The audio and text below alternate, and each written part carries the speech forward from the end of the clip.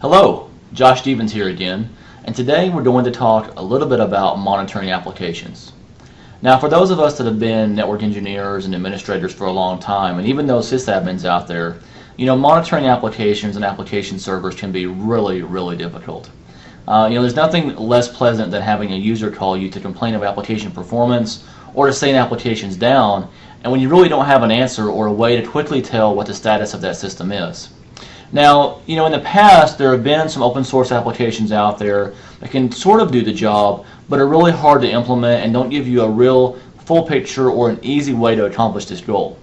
Now, certainly when someone calls you, you can open a protocol analyzer and take a look at the packets and maybe start up some applications on your end and do some tracing around and try to troubleshoot the problem manually.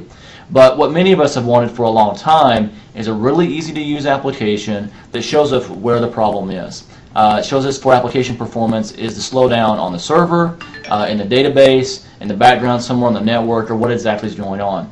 Now, Orion, as you guys are probably aware, has a new module called APM, or Application Performance Monitor.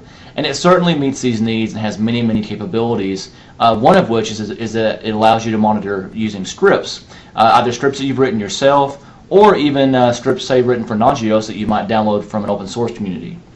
Now, the thing that's really cool about the new version of APM is it has this thing called the App Builder. And the App Builder makes it really easy to go in and set up some custom monitoring for one of your applications. So let's assume that I had an application, maybe it's a web-based app, and I wanted to monitor that. Well, what I do is click the App Builder and then tell it that I want to build a monitor using HTTP. As you can see from the list, there are lots of different kinds of monitors you could use, but let's use this one for an example. I simply hit Next, and it now asks me whether I want to create a new type of component, meaning a new type of monitor, or one I've already defined. And I'm going to just create a generic monitor using HTTP for this website.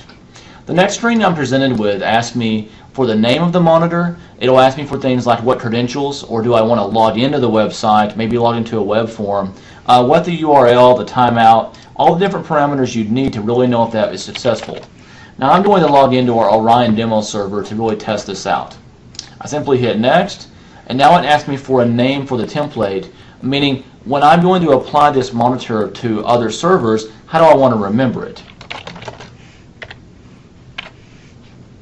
I'm simply going to hit Next, and now it asks, well, which servers do I want to apply this to, and I'll just choose a couple of those, and away we go, and we're pretty much done. So I just hit OK Create, and goes and does that for me in the background, and now we're done.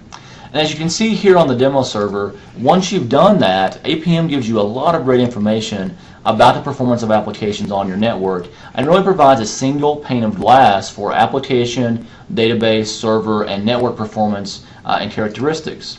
I can actually click down on an application now and drill down to more details to see specifically how all the different components of this application and application server perform together and where users might be seeing issues. Thanks for joining us, and until next time, have a great day.